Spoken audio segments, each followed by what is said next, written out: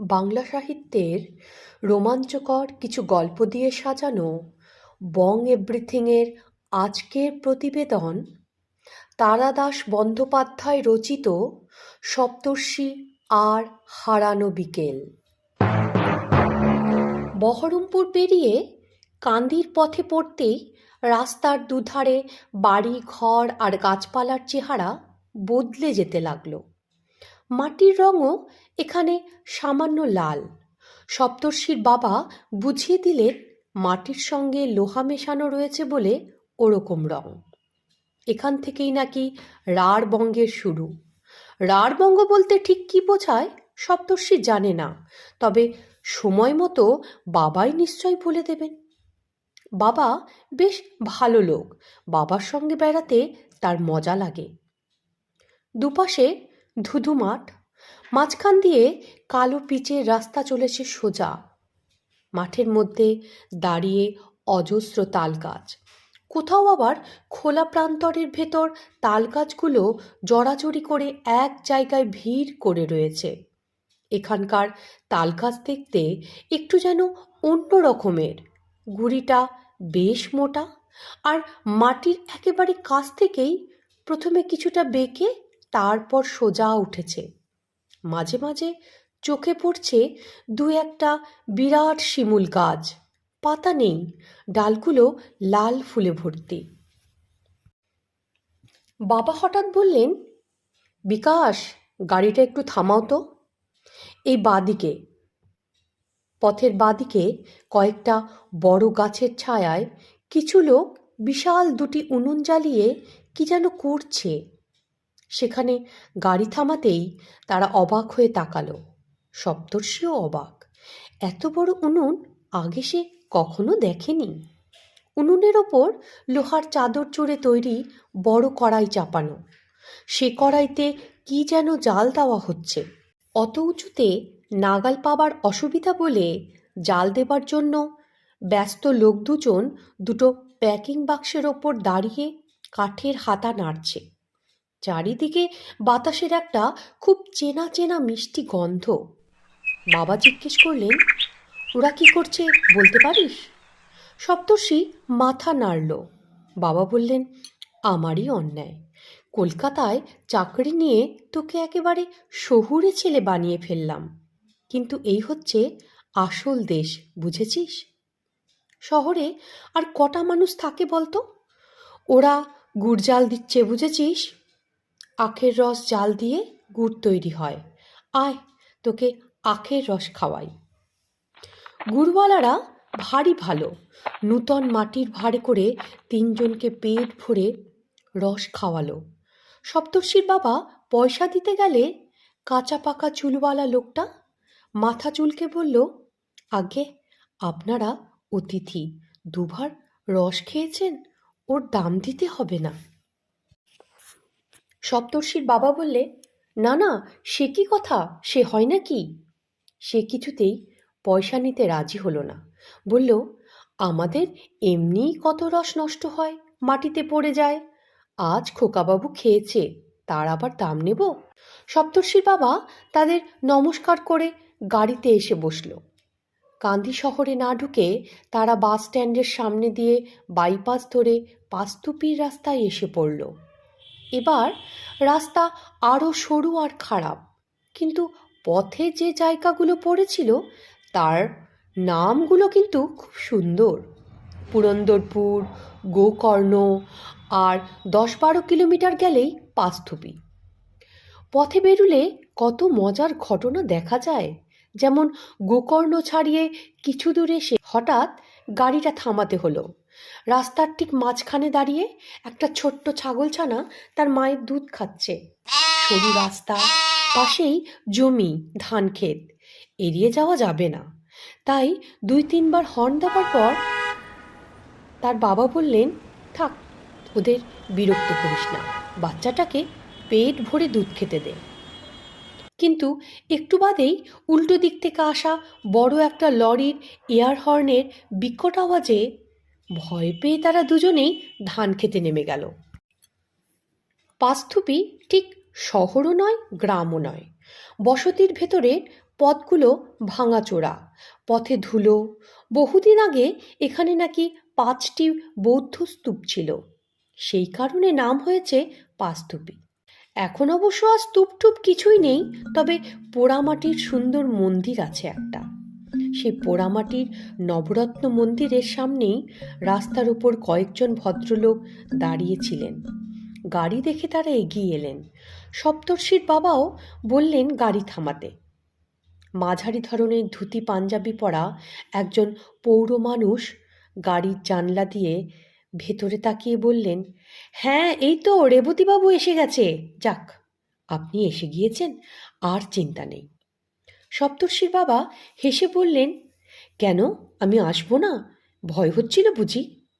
তাদের মধ্যে থেকে একজন বললেন, না দাদা, ঠিক তা নয়।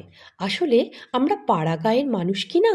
শহরের বড় বড় পণ্ডিতেরা আমাদের অনুষ্ঠানকে কতটা গুরুত্ব দেবে সেটা ঠিক বুঝে উঠতে পারি না। তবে আপনার ব্যাপার আলাদা, আমরা সবাই জানি। চলুন দাদা, বিশ্রাম করে একটু খেয়ে নেবেন। বিকেল 4টে থেকে সেমিনার। এটি আপনার ছেলে বুঝি? কি নাম তার? এই বলতে বলতেই আমরা একটা বড় বাড়ির মধ্যে প্রবেশ করলাম। গল্পের বইতে এমন বাড়ির কথা পড়লেও বাস্তবে কখনো চোখে দেখেনি সপ্তর্ষি। সিংহ দরজা দিয়ে ঢুকেই প্রথমে একটা বড় বাঁধানো চত্বর, ফুটবল খেলা যায় এমন চত্বর।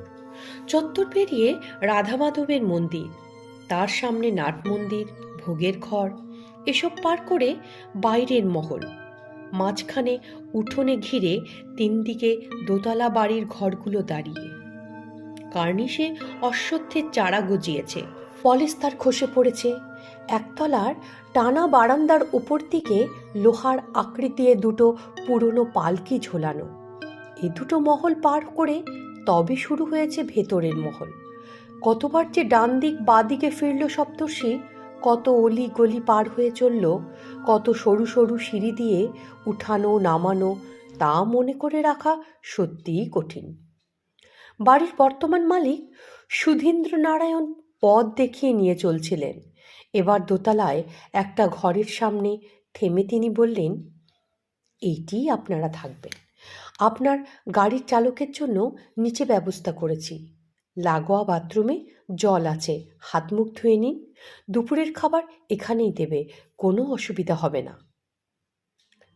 মেঝেতে সেকেলে পশমের আসন পেতে খাবার জায়গা হলো। পরিবেশন করতে লাগলেন সুধীনবাবুর স্ত্রী আর মেয়ে।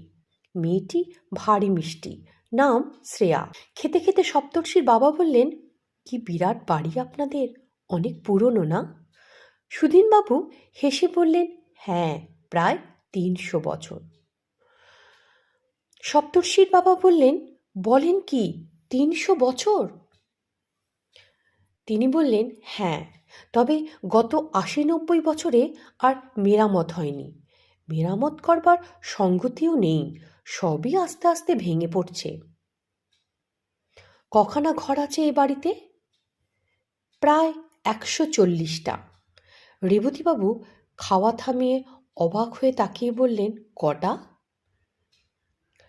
সুধীনবাবু আবার বললেন, 140টা, তবে এখন মাত্র 94টাই ব্যবহার করা হয়। সপ্তর্ষির বাবা এক ঢোক জল খেয়ে আবার বললেন, 94টা ঘর ব্যবহার করেন?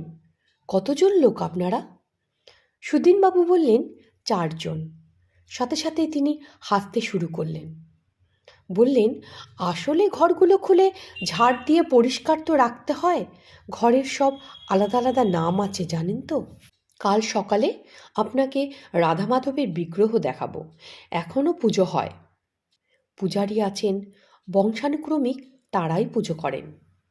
খাওয়া দাওয়ার ঘণ্টাখানেক পরে সুধীনবাবু সপ্তর্ষির বাবাকে সভার জায়গায় ডেকে নিয়ে চলে গেলেন।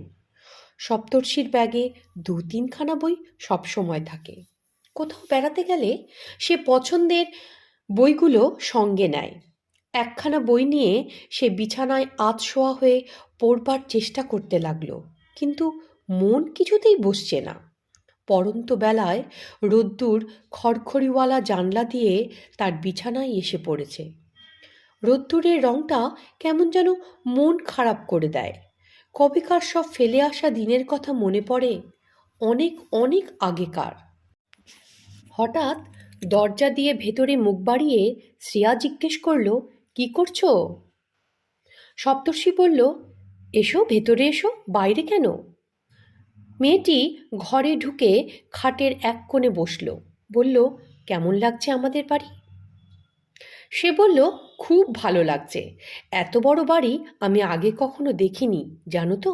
শহরে আমাদের মাত্র 3টে ঘর, তাও কত ছোট। এমন মাঠও নেই। তোমার কত মজা, তাই না? মেয়েটি বললে, ঠিক বলেছ, কলকাতায় যেতে আমার একটুও ভালো লাগে না। সপ্তর্ষি জিজ্ঞেস করলো, তুমি কলকাতায় যাও? সে বললে, হ্যাঁ, বছরে 2বার যাই। ভবানীপুরে আমার মামা বাড়ি। শ্রেয়া বেশ পড়াশোনা করে, এ ব্যাপারে সপ্তর্ষির বেশ ভালো লাগলো। তার হাতের বইটা দেখিয়ে শ্রেয়া জিজ্ঞেস করলো, কি বই এটা? সপ্তর্ষি বলল, অবনীন্দ্রনাথের রচনা সমগ্রহ, নালক বলে লেখাটা পড়ছি। তুমি বই পড়তে ভালোবাসো? মেয়েটি বললে, খুব। বাবা অর্ডার দিয়ে বই আনান। আমি অবনীন্দ্রনাথের বুড়ো অ্যাংলা পড়েছি। তুমি বিভূতিভূষণ বন্দ্যোপাধ্যায়ের চাঁদের পাহাড় পড়েছ? উৎসাহে সোজা হয়ে বসল সপ্তর্ষি, বললে, পড়েছি, দারুণ বই। জানো, আমার ইচ্ছে করে ওরকম অ্যাডভেঞ্চারে যেতে। শ্রেয়া বলল, আমারও। সপ্তর্ষি একটু সন্দেহের চোখে তাকালো তার দিকে, ভাবল, মেয়েরা কি অ্যাডভেঞ্চারে যায়? শ্রেয়া বলল, চলো, তোমাকে আমাদের প্যাঁচা দেখাই, যাবে? সপ্তর্ষি বলল, প্যাঁচা কোথায়? মেয়েটি বলল, চলোই না, আসতে যাবে, নইলে কিন্তু উড়ে পালাবে। দোতলায় 3 দিক ঘেরা একটা ছাদ মতো জায়গায় এসে পৌঁছল তারা। 3 দিকের দেয়ালের ওপরে উঠে চওড়া কার্নিশে শেষ হয়েছে। তারই এক জায়গায় আঙুল তুলে নির্দেশ করে শ্রেয়া বলল, ওই দেখো। দেখে সপ্তর্ষি অবাক। কার্নিশের ওপর একটু অন্ধকার মতো কোণ বেছে নিয়ে পাশাপাশি 4-5টা প্যাঁচা গম্ভীর মুখে বসে আছে। এত কাছে থেকে এর আগে কখনো প্যাঁচা দেখেনি সপ্তর্ষি। লোকে খারাপ চেহারার সঙ্গে তুলনা করে বলে, প্যাঁচার মতো দেখতে, কিন্তু এরা তো বেশ সুন্দর। শ্রেয়া বলল, এরা কিন্তু লক্ষ্মী প্যাঁচা, জানো তো, বাড়িতে থাকলে মঙ্গল হয়। ঠিক সময়ে শ্রেয়ার বান্ধবী আসলো ভেতরে, বললে, কিরে তুই এখানে? এদিকে আমি সারা বাড়ি খুঁজছি, লাইব্রেরি যাবি না? শ্রেয়া সপ্তর্ষির দিকে তাকিয়ে বলল, ও আমার বন্ধু কুন্তলা, আমরা দুজনে একটু লাইব্রেরি যাব মায়ের বই পাল্টে আনতে। কিছুক্ষণ একা থাকো, অসুবিধে হলে কাউকে ডেকে নিও। সপ্তর্ষি বলল, না না, তুমি যাও, আমি বরং তোমাদের বাড়িটা একটু ঘুরে দেখি। মেয়েটি বললে, দেখো আবার হারিয়ে যেও না যেন। শ্রেয়া তার বন্ধুর সাথে মিলিয়ে গেল সামনের বাঁকে। বিকেলের রোদ্দুর মিলিয়ে আসছে একটু একটু করে। ছাদের ওধার দিয়ে যে সিঁড়িটা ঘুরে ঘুরে নিচে নামছে, সেটা দিয়ে নামলে ঠিক কোথায় যাওয়া যায় ভাবল সপ্তর্ষি। কয়েক ধাপ নেমে এক বাঁকের মুখে এসে পৌঁছালো। সেখানে আলো আঁধারি। হাতড়ে হাতড়ে সাবধানে নামতে লাগলো সপ্তর্ষি। মনে হলো, না, এই সিঁড়িটা বরাবরই বিপজ্জনক।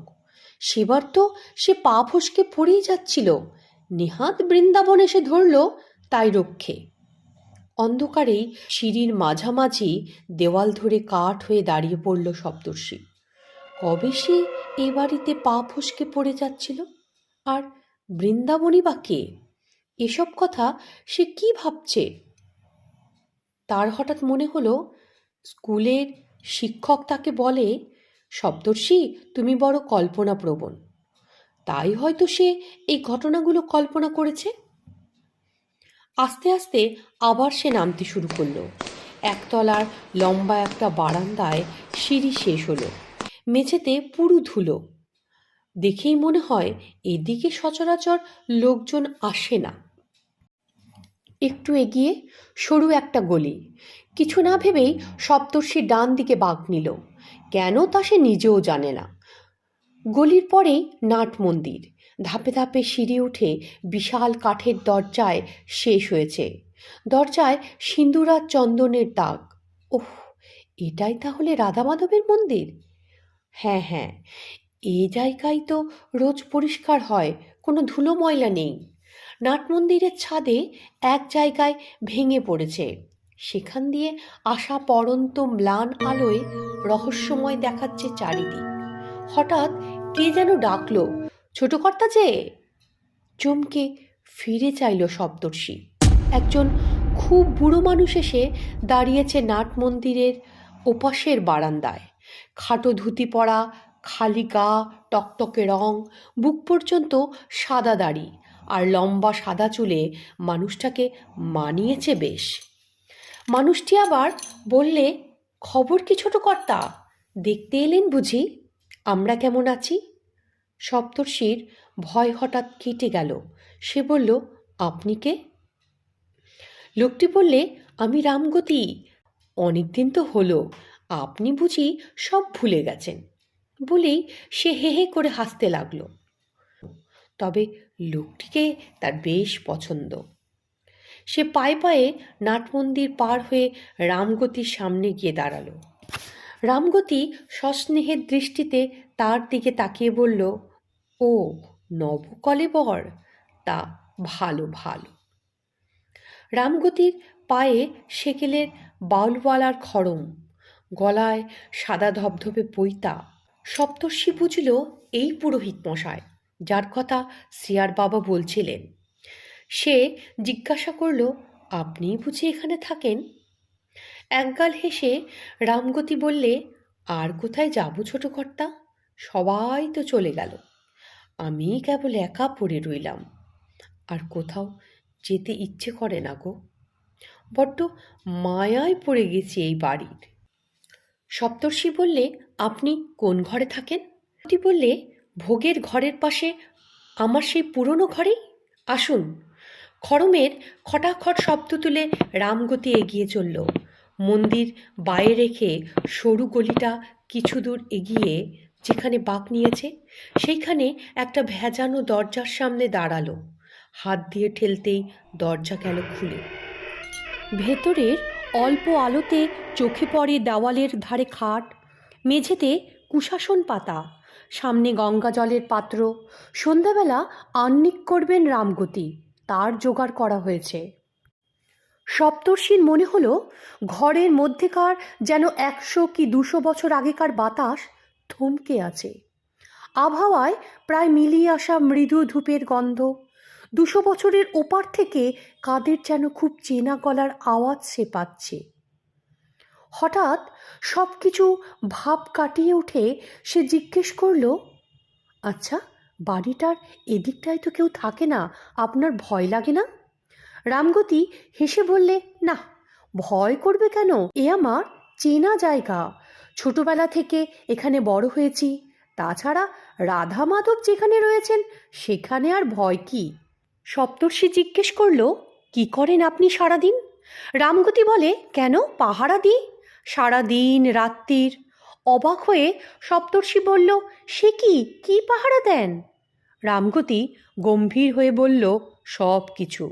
এই বাড়ি ঘর, মন্দির, ভাঙা পালকি, খসে পড়া কড়িবর্গা, ফেলে আসা দিনগুলো, সব কিছু পাহারা দিই। পুরোপুরি বুঝতে না পারলেও এই কথাগুলো সপ্তর্ষির খুব ভালো লাগলো।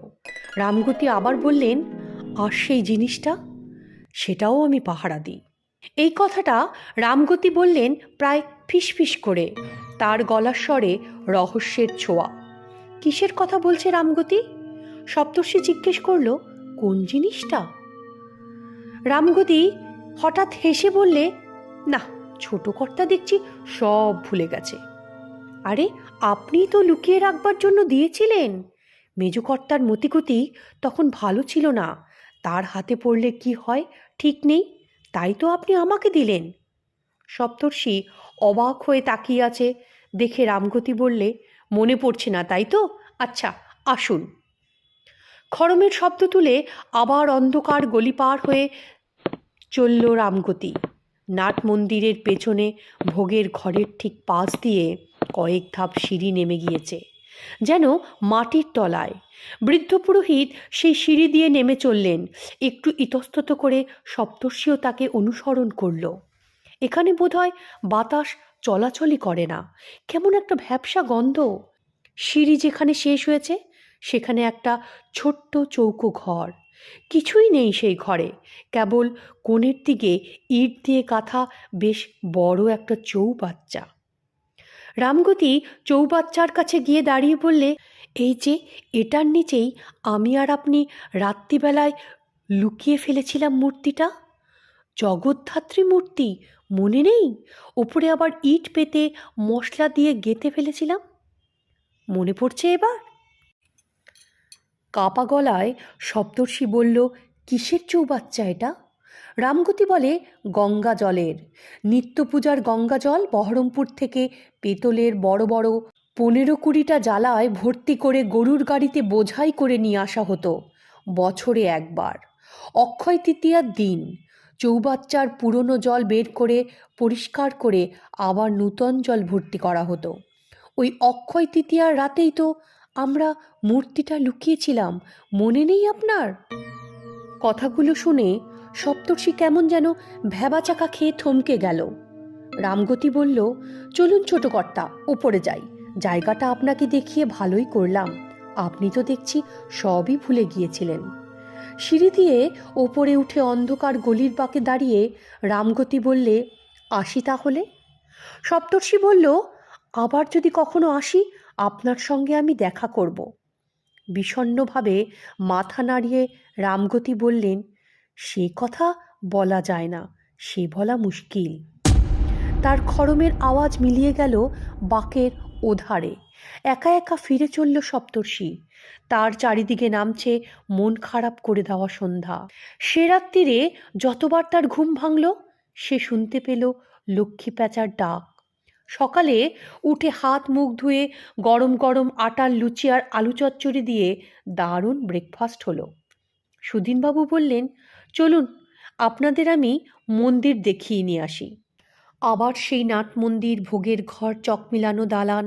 রেবতীবাবু ভাবপ্রবণ কবি প্রকৃতি মানুষ। প্রাচীন ঐতিহ্যপূর্ণ পরিবারের ভদ্রাসন দেখে তিনি ভারী খুশি।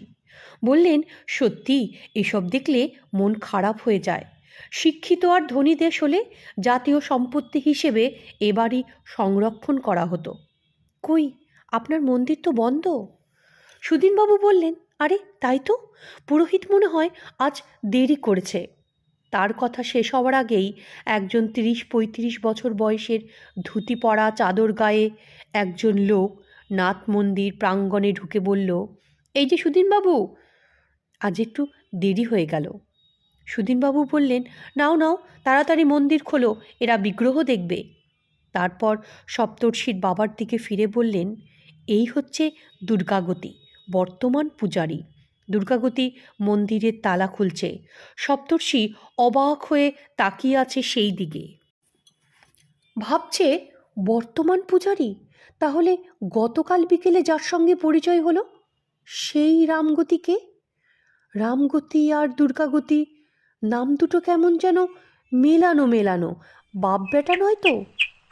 কথা বলতে বলতে রেবতীবাবু আর সুধীন্দ্রনারায়ণ একটু দূরে গিয়ে দাঁড়িয়েছিলেন। সপ্তর্ষি দুর্গাগতিকে জিজ্ঞেস করলেন, আপনার বাবা রামগতি ভট্টাচার্য এখন কি আর পুজো করেন না? বিশাল তালায় চাবি ঘোরাতে ঘোরাতে দুর্গাগতি যেন চমকে উঠল। বললে, রামগতি আমার বাবা না তো, আমার ঠাকুরদার বাবা। তিনি আর কি করে পূজা করবেন? তিনি তো মারা গেছেন 100 বছর আগে। তুমি তার নাম কি করে জানলে? ও বুঝেছি, সুধীনদা বুঝি গল্প করেছে। সপ্তর্ষি কথাগুলো শোনার পর আস্তে আস্তে সেখান থেকে সরে এলো। ভাবে, বলে কি লোকটা, 100 বছরের ওপরে মারা গিয়েছে মানে? কাল তাহলে সে কার সঙ্গে গল্প করলো? বাবা এখনো কথা বলছে সুধীনবাবুর সঙ্গে। সপ্তর্ষি চট করে নাট মন্দিরের ওপাশ দিয়ে সরু গলিটায় গিয়ে পড়ল। এই সকালবেলাতেও গলিটা আবছা অন্ধকার। একটু এগিয়ে রামগতির ঘর। সে ঘরে দরজায় মরচে ধরা একখানা পুরনো তালা ঝুলছে। তালার গায়ে মাকড়সার জাল ঝুল। দরজার সামনে বারান্দায় ধুলো ময়লা পড়ে আছে কত দিনের। এ দরজা অন্তত 20-25 বছরের কেউ খোলেনি। কিন্তু এই ঘরটার মধ্যে বসে গতকাল বিকেলে যে রামগতির সঙ্গে যে কথা বলল, সপ্তর্ষির এবার একটু ভয় করতে লাগলো। তারপরে মনে হলো এতে ভয়ের কি আছে, বরং খুব মহৎ কিছু, খুব সুন্দর কিছুর মুখোমুখি হলে মনে যে শান্ত আনন্দের ভাব জাগে, তাই আস্তে আস্তে জাগছে তার মনে।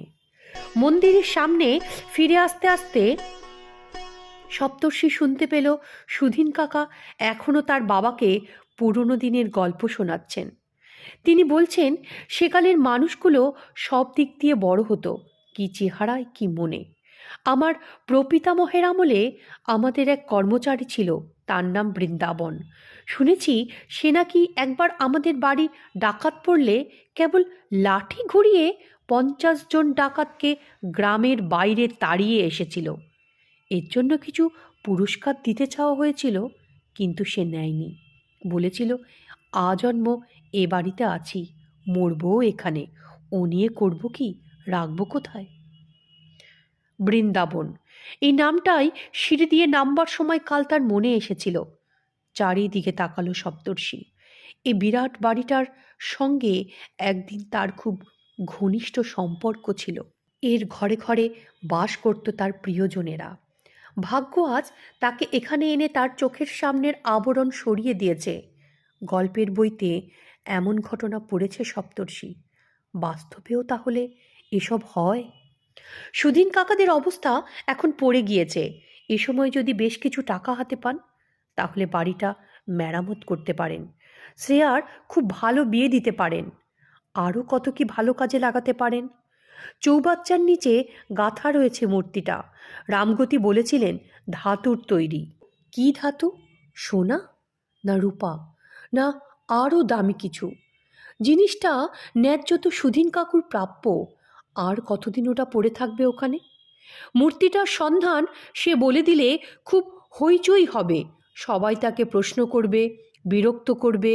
কিন্তু সুধীন কাকার যে উপকার হবে।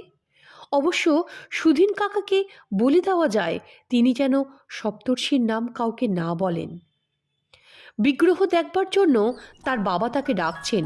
এ এগিয়ে গেল, তারপর সুধীন্দ্র নারায়ণের দিকে তাকিয়ে বলল, কাকা, আপনার সঙ্গে আমার একটা কথা আছে।